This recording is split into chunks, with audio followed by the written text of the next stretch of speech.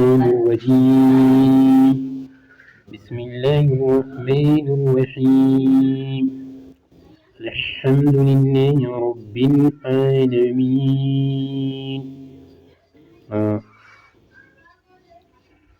First chapters, first verse. In the name of Allah, the most beneficent and the most merciful. Bism, in the name. Jechi bismi jechuun maqaadhaan. Allah jechuudha.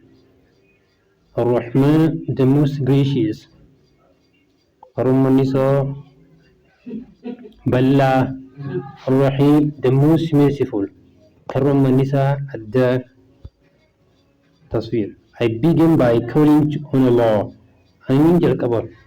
Rabbi subhanahu wa ta'ala waammachuudhaan. Who is Ar-Rahman? Rabbiin keessan Ar-Rahman kate, the merciful. Rahmata godhaa. Ar-Rahim, the compassionate. Mararfata kate. The last two names of Allah are derived from the Arabic word. Jechuun kunniin maqaalee Rabbii irraa ta'anii jecha afaan Arabiiffaarraa fudhatan. Rahma jechuun which means a mercy. Rahmata godhaa jechuun providing the greatness and the vastness of His mercy and that mercy surrounding everything. Mercy jechuun kan tola oolu rahmata godhaa kan guddaa ta'ee fi bal'aa ta'e rahmanni isaa.